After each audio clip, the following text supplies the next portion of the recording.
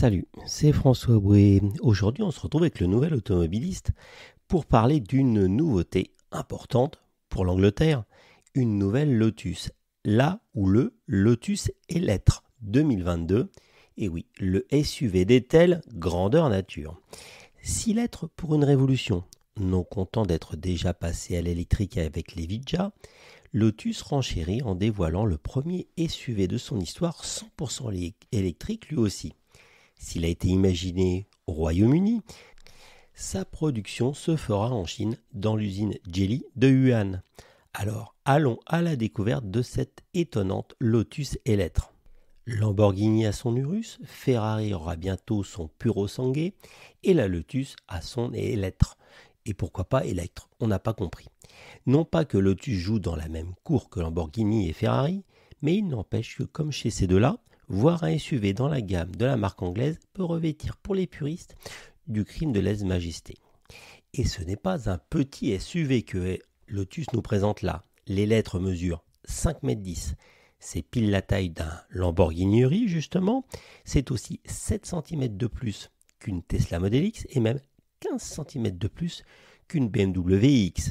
La largeur impressionne tout autant, 2,13 m, et si la hauteur, 1,63 m, reste relativement modeste pour un SUV, elle est évidemment plus élevée que celle des autres productions Lotus.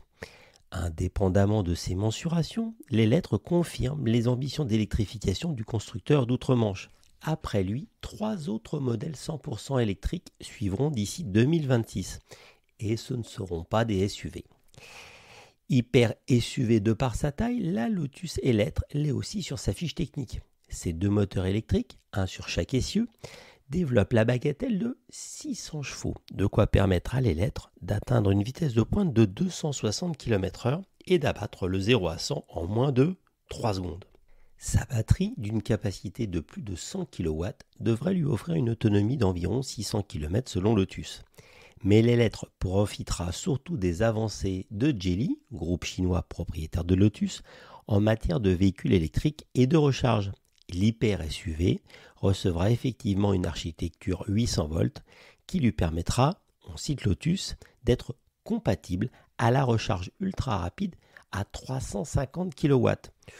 Encore discrètes, les bornes de recharge aussi rapides tendent, on espère, bientôt à se développer en France. Donc, le ou la Lotus Eletre pourrait ainsi théoriquement récupérer 400 km d'autonomie en 20 minutes. Outre les rétroviseurs caméra, le Lotus Eletre, vous avez vu, je passe au masculin ce coup-ci, se paye le luxe de disposer d'un écran tactile OLED, rendant notamment les noirs plus profonds, de 15 pouces au centre de sa planche de bord.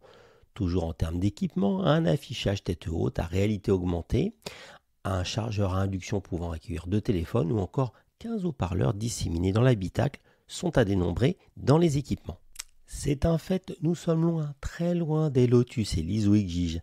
Il restera à voir si c'est impressionnant, tout de même, Eletre attisera la curiosité ou le rejet lors de sa commercialisation fin 2022.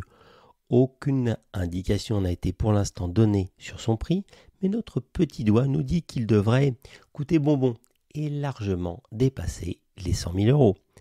À suivre.